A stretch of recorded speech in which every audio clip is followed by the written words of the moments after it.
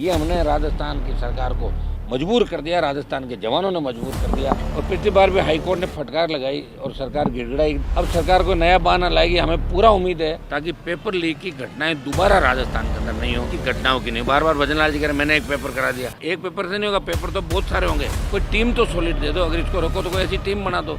सारे के सारे आधे भजनलाल हो रखे हैं इसके अंदर। आप बताओ, भजनलाल का भाई कन्हैया लाल, कन्हैया भाई के उसका भाई फला, उसका भाई टिमका, ऐसा ही भर्ती रख दिया। क्या आप पायलट साहब, आप सीएम बनने के लिए घूम रहे हो क्या? या डॉक्टरों ने कह दिया भाई गोरा रंग आपका धूप के अंदर काला पड़ जाए इसलिए बाहर मत आओ? आना चाहिए ना। देखिए, जब ऑपरेशन सिंदूर हुआ था उस वक्त धरने का 13वां-14वां दिन था और राष्ट्रहित के अंदर जब पूरी सेना हमारी लड़ाई लड़ रही थी, पैरामिलिट्री फोर्स, पुलिस, आंतरिक सुरक्षा को मजबूत करना था। इस स्थिति में हमने धरने को डेफर किया। 13 तारीख तक हमने दिया था, 13 तारीख तक हम करेंगे और उसके बाद स्थितियाँ सही रही तो हम आंदोलन करेंगे।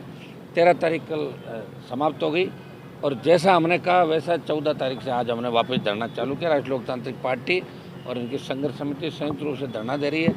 मैं लगातार आज शायद 20 दिन से ज़्यादा का समय हो गया कि प्रेस कॉन्फ्रेंस के बाद धरना राजस्थान में चला। मैं तमाम उन सोशल मीडिया के मेरे भाइयों का, प्रिंट मीडिया, यहाँ पे जो धरना स्थल पे जो लोग बाग आ रहे हैं, इलेक्ट्रॉनिक मीडिया, इन सबका धन्यवाद दूंगा कि लगातार ये धरना 20 दिन से ज़्यादा का समय इस धरने को हो गया, 20-22 दिन का। और ये धरना जब तक जारी रहेगा, ये आंदोलन जब तक जारी रहेगा, जब तक एसआई भर्ती रद्द नहीं हो जाती। कल कोर्ट के अंदर तारीख भी है और पिछली बार भी हाईकोर्ट ने फटकार लगाई और सरकार गिड़गिड़ाई 10 दिन का टाइम दो।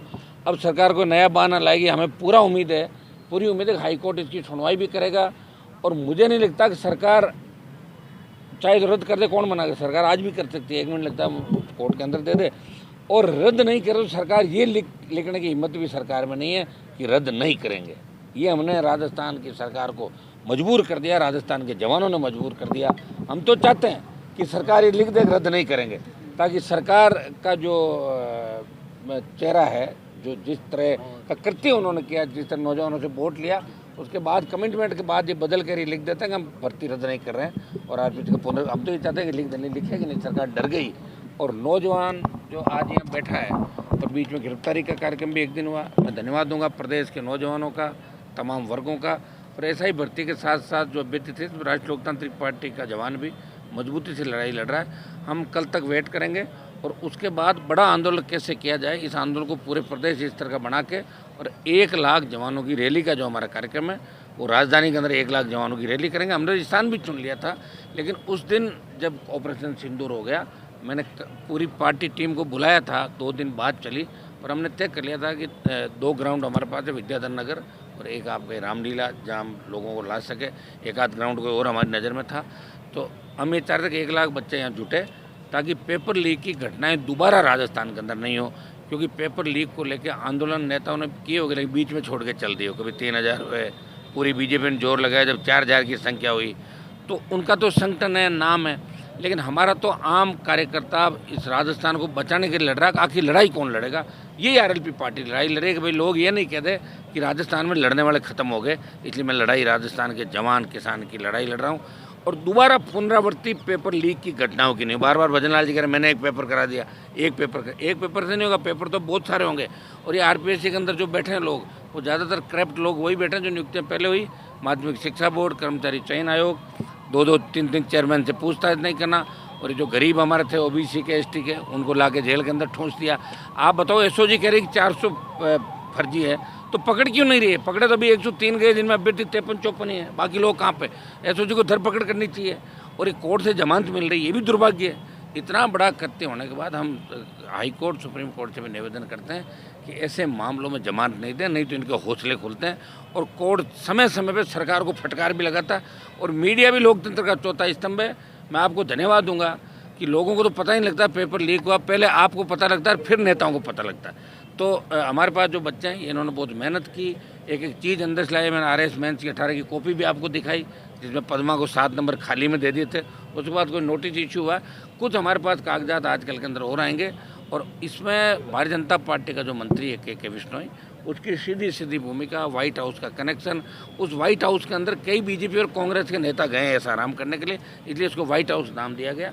और इसमें सारी जो पोलें मैंने खोल दी थी, ब्यूरोक्रेट कुछ 2-3 अधिकारी भी है। अब वो कैसे फंस गए कैसे नहीं फंसे, या तो अभ्यर्थी जानते हैं और या वो जानते हैं कि आखिर ऐसी भजनलाल जी की कौन सी मजबूरी, दिल्ली ने कह दिया कि भर्ती रद्द करो, दिल्ली वाले तैयार थे, बीच में इस तरह की बात क्यों आई। हमें इस बात की तय तक जाना आखिर कौन सी भजनलाल जी की मजबूरी है कि वो पेपर रद्द नहीं कर रहे हैं एसआई का और आरपीएससी का पुनर्गठन नहीं कर रहे हैं। सरकार ने जो कहा वो नहीं किया। सरकार जिन मुद्दों को लेकर सत्ता के अंदर आई बीजेपी की, राजस्थान की जनता को धोखा दिया, कांग्रेस ने धोखा दिया ही था, पेपर लीक करवाए सारे, और इसलिए कराई गिरोध की सरकार जा रही थी। लेकिन कोई एमएलए पेपर उठा लाता, कोई मंत्री 4 अधिकारी वो कह रहे बना लो, लेकिन मेरी सरकार नहीं जानी थी। बेचारा सरकार बनाने में रहा और पायलट सीएम बनने के लिए घूमता रहा। तो दोनों ने एक काम किया और अब इनकी सरकार आ गई तो भजनलाल जी की लॉटरी खुल गई। ये चाह रहे हैं कि मेरा टाइम कैसे पास हो, क्योंकि वापस जाने के बाद तो आपको पता नंबर वसुंधरा जी का नहीं आया तो इसका नंबर कहाँ आएगा।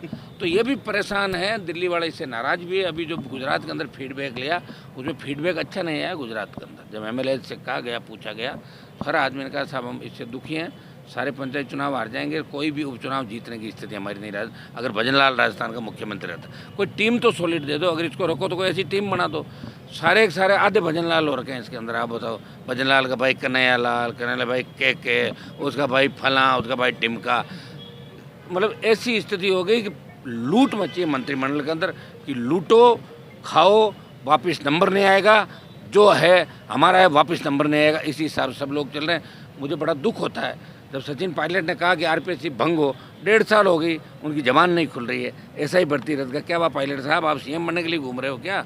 या डॉक्टरों ने कह दिया भाई गोरा रंग आपका धूप के अंदर काला पड़ जाए इसलिए बाहर मत आओ? आना चाहिए ना, यहाँ आओ, हमसे मिल के ही चले जाओ। और डॉक्टर साहब बड़े प्रवचन देते थे यहाँ थे। जब हनुमान जी को मैं कहना चाहता हूँ वो यहाँ आए, तब तो मैं तो बजरी माफिया खिलाफ आंदोलन कर रहा था। राजस्थान कोचिंग है किसका नहीं है। हम ये चाहते हैं कि राजस्थान में अगली भर्तियाँ जो भी हो वहाँ इस तरह का कलंक नहीं लगे और जो गिरोह पीटीआई से लेके तमाम भर्तियों के अंदर था वो सारे गिरोह पकड़े जाए। सुरेश ढाका कहाँ है, के विष्णु अच्छी तरह जानते हैं। क्या नाम उसका, पोरो कालेर कहाँ है, ये भी सरकार जानती है। तो सरकार क्यों नहीं कर रही भाई, क्यों नहीं कर रही बताओ मुझे। सरकार को करना चाहिए और सरकार को तो वो तमाम काम करने चाहिए। बुलडोजर जब यूपी में चल रहे हैं तो राजस्थान में बुलडोजर क्यों नहीं चल रहा? सरकार तो उनकी है। तो ये आखिर सरकार क्या चाहती है, हमें जो जवाब दे दे सरकार कि इस कारण से हम भर्ती रद्द नहीं कराना चाहते। अभी परसों सरकार के लोगों ने प्रेस कॉन्फ्रेंस कराई, जो एसआई ट्रेनी जो है उनसे कि हमारा भविष्य खराब हो जाएगा। तो ये ईओ आरओ का जो पेपर रद्द हुआ तो उसमें भविष्य खराब नहीं होगा? उन्हें पूछा था कि कर दिया ना रद्द, उसमें कई लोग तो मेहनत करके आएंगे, सारे थोड़े ही बिना उसके आए। हाँ, भजनलाल जी पर्ची साध सकते हैं लेकिन सारों की पर्ची थोड़ी खुलती है, मेहनत करनी पड़ती है आधे लोगों को, आधे ज़्यादा लोगों को। ये दुर्भाग्य राजस्थान का कि मुख्यमंत्री को पता ही नहीं रहता कि सुबह क्या कहा, दोपहर क्या कहा। हम टोटल ब्यूरोक्रेट्स मुख्यमंत्री को चला रहे हैं। गौरव श्रीवास्तव जैसे लोग जो सीएम को फीडबैक देते हैं, वो सीएम की सुरक्षा के अंदर सुरेंद्र चौधरी अगर नहीं होता तो सीएम की गाड़ी के अंदर गाड़ी पड़ जाती। हो सकता है कि सीएम को मारने की प्लानिंग होगी उस समय। उस व्यक्ति के परिवार को संविदा पे नौकरी नहीं मिली, उसको मतलब परमानेंट नौकरी नहीं दी। संविदा की नौकरी की परमानेंट नौकरी की बात थी, वो तो उसका हक था। उसके बेटे बेटी को सरकार चक्कर लगवा रही है।